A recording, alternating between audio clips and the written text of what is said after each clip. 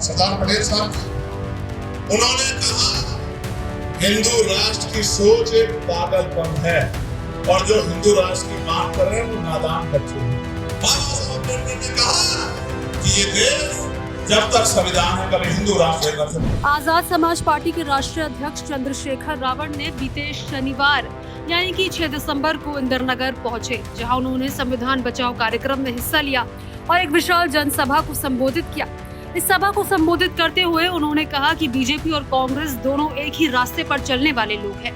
Doctor Bhimrao Ambedkar ने देश निर्माण में अत्यंत महत्वपूर्ण भूमिका निभाई, लेकिन बड़े राजनीतिक दलों ने हमेशा उनके योगदान को नजरअंदाज किया और उन्हें वो सम्मान नहीं दिया जिसके वो हकदार थे।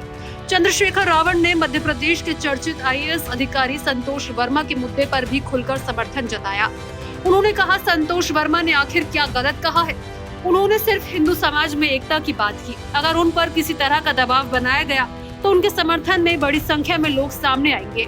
सभा के दौरान चंद्रशेखर रावण ने हिंदू राष्ट्र की मांग कर रहे संगठनों को भी कटघरे में खड़ा किया। उन्होंने कहा कि सरदार वल्लभ भाई पटेल ने भी हिंदू राष्ट्र की अवधारणा को नादानी और पागलपन बताया था।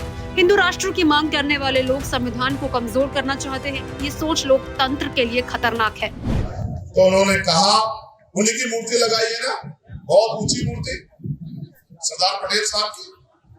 उन्होंने कहा हिंदू राष्ट्र की सोच एक पागलपन है और जो हिंदू राष्ट्र की मांग कर रहे हैं वो नादान बच्चे हैं। ये मैं नहीं कह रहा हूँ, कौन कह रहा है? कौन कह रहा है? कौन कह रहा है? लोग सरदार वल्लभ भाई पटेल कह रहे हैं कि हिंदू राष्ट्र की बात करना, हिंदू राष्ट्र की सोच रखना ये पागलपन है। तो आप जो इस बात को कर रहे हैं क्या वो सरदार पटेल के खिलाफ है? बाबा साहब अम्बेडकर ने कहा कि ये देश जब तक संविधान है कभी हिंदू राष्ट्र नहीं बन सकता। तो जो हिंदू राष्ट्र बनाने की बात कर रहे हैं वो इस संविधान को कुचलने की तो बात कर रहे हैं। मैं आपसे पूछना चाहता हूँ क्या आप चाहते हैं हिंदू राष्ट्र कुचला जाए, संविधान कुचला जाए? मैं आपसे पूछना चाहता हूँ, दोनों में बताओ क्या आपके होते हुए संविधान को कुचल सकता है? बहुत अच्छे। आपको बता दें कि इस सभा में सिर्फ चंद्रशेखर ही नहीं पहुंचे थे, बल्कि उनके साथ दलित पिछड़ा समाज के राष्ट्रीय अध्यक्ष और आजाद समाज पार्टी के वरिष्ठ नेता दामोदर सिंह यादव भी मौजूद थे।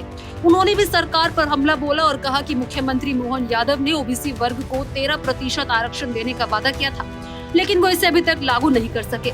उन्होंने दावा किया कि अगली बार मध्य प्रदेश में अम्बेडकरवादी नेतृत्व स्थापित किया जाएगा, जो राज्य में सामाजिक न्याय और समानता की नीतियों को मजबूती देगा। दामोदर सिंह यादव ने प्रदेश के स्वयंभू बाबाओं पर भी तीखी टिप्पणी की। उन्होंने कहा कि कुछ बाबा अंधविश्वास फैलाकर समाज को शिक्षा और अधिकारों से दूर रखना चाहते हैं।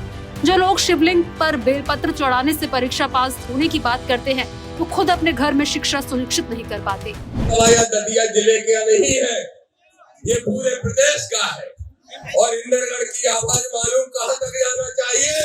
भोपाल में श्यामला हिल पे बैठे मोहन यादव तक जाना चाहिए। जाना चाहिए कि नहीं जाना चाहिए? दूसरी एक और बात कहूंगा, भाई कह रहे बैठ जाओ यार, पीछे वालों को नहीं दिख रहा है, बैठ जाओ जो आगे खड़े हैं। एक और बात आपसे साथी कहना चाहूंगा, मोहन यादव, दामोदर यादव चुनौती से कहता है, सुन लो। मोहन यादव कहते हैं कि पिछड़ों का आरक्षण हम लागू करेंगे। मोहन यादव कह रहे थे कि OBC का जो 13% होल्ड है उसको मैं डंके की चोट पे लागू कराऊंगा।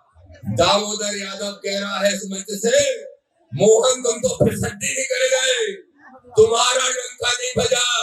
और तुम्हारा डंका इसलिए नहीं बजा क्योंकि तुम मनुवादी यादव हो, लेकिन दामोदर अम्बेडकरवादी यादव और आज से मंडल है, इसका डंका बजेगा।